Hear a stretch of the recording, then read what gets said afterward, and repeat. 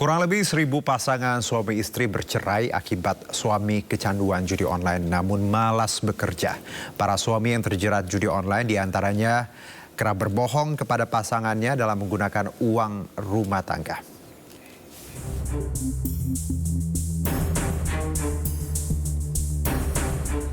Jumlah istri yang mengajukan gugatan cerai karena suami kecanduan judi online di Kantor Pengadilan Agama Kabupaten Bojonegoro terus meningkat. Selama bulan Januari hingga bulan Oktober tahun 2024, tercatat sebanyak 978 istri yang menggugat cerai suami karena sang suami terjerat judi daring. Judi online menjadi faktor penyumbang terbesar kedua setelah faktor ekonomi dari total jumlah perceraian di Kantor Pengadilan Agama sebanyak 2.360 perkara. Dari jumlah tersebut, 1.756 perkara merupakan cerai gugat atau yang mengajukan pihak istri, sedangkan sisanya 605 merupakan cerai talak atau yang mengajukan pihak suami. Menurut Panitera Pengadilan Agama Bojonegoro Solikin Jamik, jika suami yang kecanduan judi online karena memiliki keinginan yang besar namun malas bekerja sehingga menimbulkan pertengkaran hingga kekerasan dalam rumah tangga.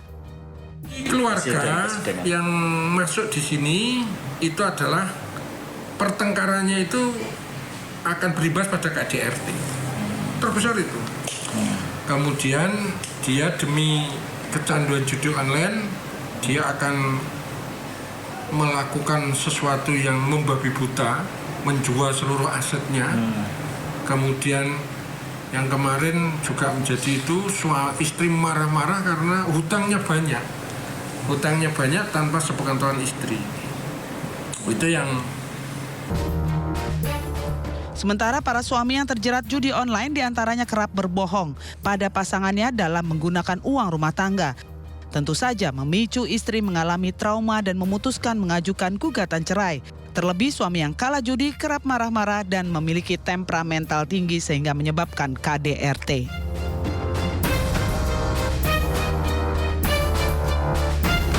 Kita beralih ke informasi lain, pemirsa. Polisi menggerebek 2 kamar di apartemen mewah yang menjadi markas judi online terbesar di wilayah Kepri. Pelaku yang merupakan suami istri ternyata pemilik 3 aplikasi judol, meraup keuntungan hingga 1 miliar rupiah setiap hari.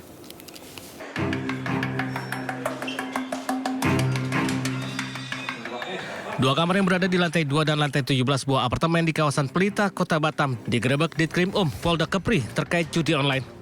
11 orang yang merupakan operator dan pemilik aplikasi judi online diamankan polisi. Diketahui, 2 lokasi ini merupakan tempat para pelaku menjalankan bisnis judi online. Di dalam kamar terdapat sejumlah peralatan komputer, buku rekening berbagai macam bank. Pemilik dari aplikasi dan situs judi ini adalah C dan D, pasangan suami istri. Dalam menjalankan bisnis judinya, kedua pelaku mengelola 3 situs yang memiliki ratusan permainan judi online yang mampu meraup keuntungan hingga 1 miliar rupiah per harinya. Situs judi milik pelaku sudah berjalan sejak 7 bulan lalu dan terkoneksi langsung ke Kamboja. Pelaku utama merekrut pekerja dari berbagai daerah di luar Batam. Ironisnya, agar para pekerja tidak berinteraksi dengan pihak lain, pelaku pasutri ini melarang para pekerja keluar dari apartemen, bahkan ijazah dan identitas para pekerja ditahan. 3 aplikasi dengan di dalamnya ada ratusan permainan yang dikelola sudah selama 7 bulan oleh mereka. Mereka sudah membeli aplikasinya, jadi mereka sudah menggunakan aplikasinya sendiri dengan fasilitas server mereka yang ada di sini. Jadi mereka operator dan ownernya dari aplikasi itu. Mereka yang mengoperasikan. Polisi masih mendalami kasus perjudian online dan mencurigai pelaku memiliki lokasi lain dalam menjalankan bisnis haramnya. Dari Batam, Kepulauan Riau, Gusti Yonosa News melaporkan. Polda Metro Jaya kembali menangkap seorang buronan kasus judi online yang melibatkan oknum pegawai Komdiji. Dalam kasus ini polisi telah menetapkan 24 tersangka dan menyita barang bukti uang tunai ratusan miliar rupiah.